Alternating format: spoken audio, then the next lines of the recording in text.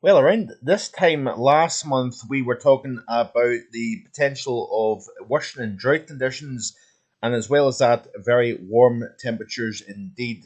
Clear skies and sunshine was the rule late May and through the majority of June, and the first 7 to 10 days of July has been a very different story indeed.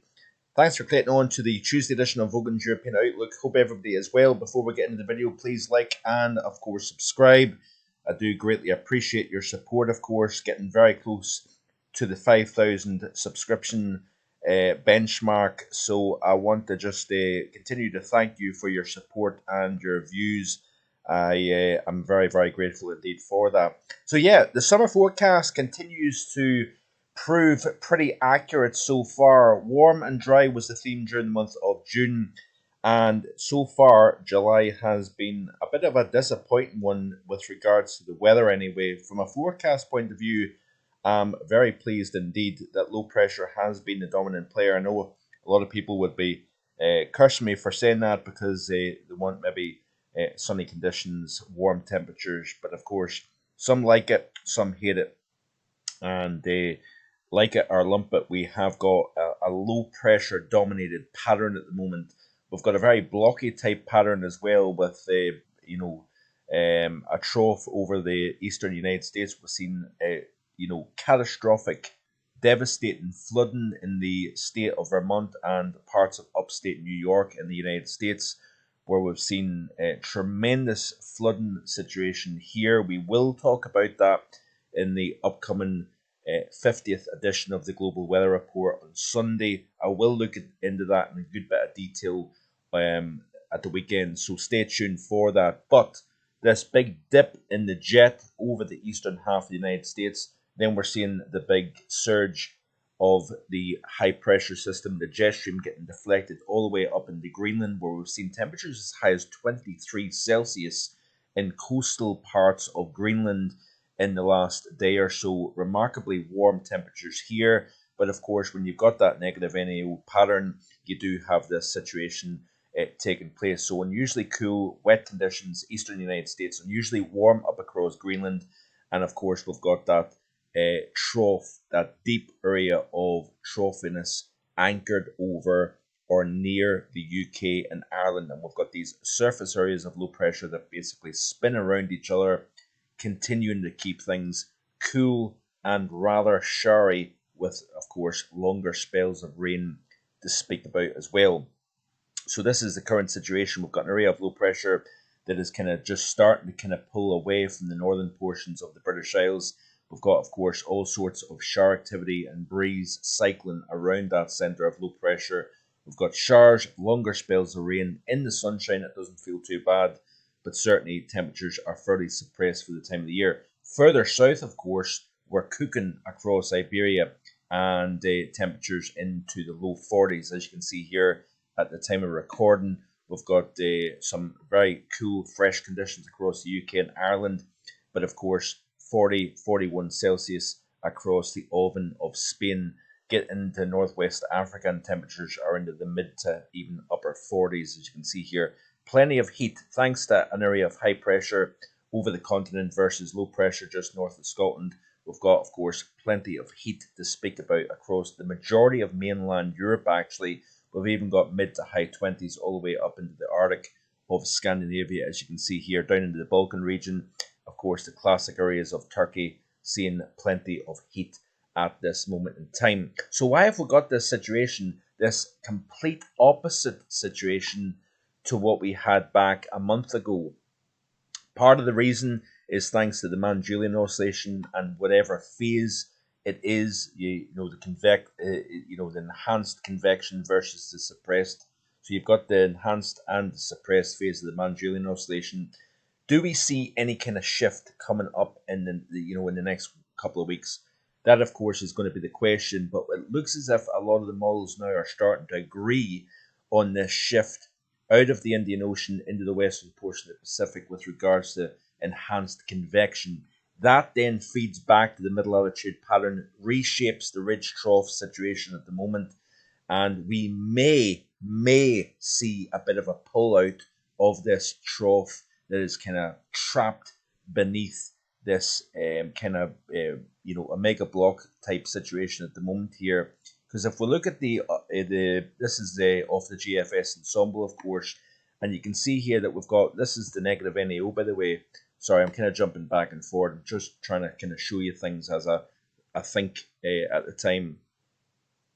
But you can see here a very, very deep negative NAO pattern at the moment here. And what that has is we've got this big ridge of high pressure anchored over the North Atlantic. That then traps the trough, the negative underneath that. And then as we play through this sequence, all you really see is areas of low pressure rotate, cycle around that wheel of upper level low pressure. There's, of course, the negative over the eastern United States, the positive over the North Atlantic and Greenland, and there's the, of course, downstream negative over the UK and indeed Ireland as well. So the eastern and northeastern United States getting something very similar to what we here in the UK and Western Europe is experiencing at the moment, all thanks to that negative NAO situation here. But if the Manjulian oscillation can shift its area of convection from Indian Ocean, which is doing its work with regards to the Indian monsoon at this moment in time, we are seeing record-breaking wet conditions in parts of the country, bridges getting washed out, buildings falling into rivers. We're seeing catastrophic flooding in parts of northern India, parts of Pakistan, where it has been below average for the majority of this year so far. That is all part of the big scale pattern overall. Manjulian oscillation has a lot to answer for with regards to what it gave us during the month of May and June with very dry conditions. And now that shift in the area of convection all the way thousands of miles away in the equatorial Pacific then has that consequential effect on the northern hemispheric scale pattern. And we'll wait and see what happens if it can get into phases 4 and 5, even into 6 towards the final 10 days of July. We may start to see region try to start to build back in towards the western side of Europe here. So we'll watch this space. But as we play through this loop here, folks, you notice that that negative never wants to go away. It's really trapped in place at the moment here. And, it's amazing how the atmosphere tries to kind of find that balance. It never does find balance, but it tries to find equilibrium. That's a very hard word to say, isn't it? But it's amazing how it does one thing, and then a month, 4 to 6 weeks later down the road, it does another thing.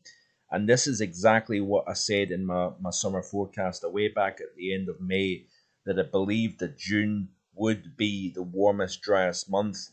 Then we would see a very different July, and I think it's safe to say that that has materialized, of course.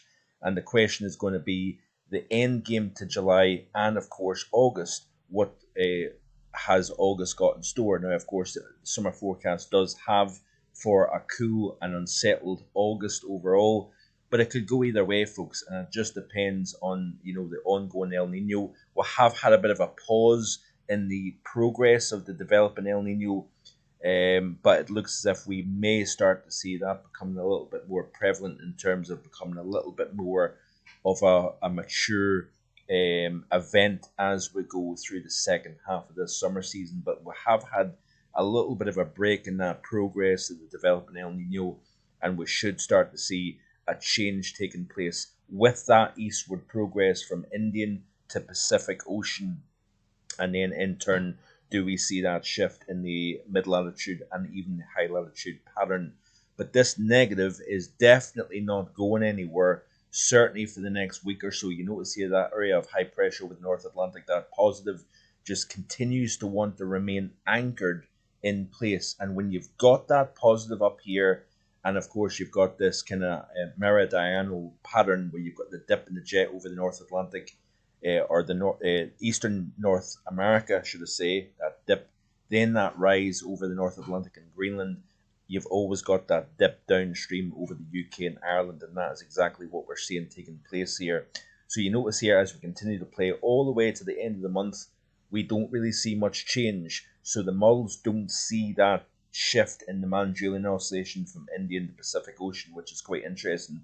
Even if it does shift, it doesn't necessarily guarantee that the pattern will change and we may maintain this overall situation that we're dealing with just now. So looking at the GFS here, this is of course the current period. This is an overview chart, and of course we've got the strong region, lots of heat over mainland Europe versus this negative that continues to cycle all sorts of disturbed weather around that centre. Once that area of low pressure tries to pull out, we will get a little bit of a reprieve. But you notice here, even as that system kind of fades, over or to the east of Shetland, we're still left in a cool, showery, northerly flow. So the temperatures are going to remain suppressed. But then as we press towards the weekend, you see this area of low pressure near the Azores. Where's that heading? It's heading straight for the UK. And it looks as if it's going to maintain this wet theme and reinforce the wet theme actually into the weekend here. A fairly deep area of low pressure, sub 990 millibar low, by the way. That could bring coastal gales, heavy rainfall, thundery showers, and we just continue to see this messy situation. Look at the pressure here off the GFS. It's dropping to 979 millibars. So that is a very deep area of low pressure by, of course, midsummer standards. And that would certainly be a very cool and very unsettled late week and into the weekend if that proves correct and we maintain the heat across more southerly climes. So if you're visiting the Canaries, Spain, really through the Mediterranean basin, do indeed have that factor, in my opinion, factor 50 sun screen, because you're going to feel the heat, folks. It is going to be very, very hot through the remainder of this week and into the weekend. With often when the UK has low pressure overhead, you typically have hot, dry conditions across more southern portions of Europe here, and that's exactly what we're getting. Of course, late May, early June, we had the opposite. We had high pressure to the north, keeping the UK almost Mediterranean-like, while across more southern areas, Spain, Portugal, the Mediterranean, southern and central Europe, we had almost exactly what we're seeing now. So isn't it amazing how the weather pattern can shift around? And of course, with very, very warm sea surface temperatures, I think that is enhancing the rainfall that we see over the UK. I think it'll be interesting. It will be a wetter than average July, I think, for the UK overall, as well as Ireland here. But it'll be interesting nonetheless to see exactly how this month pans out. But a very different July versus the June, of course, that we've seen. So that's it for today. Thanks for watching. I do appreciate it. Please like, share, and subscribe. I'll see you hopefully again tomorrow with more. Bye for now.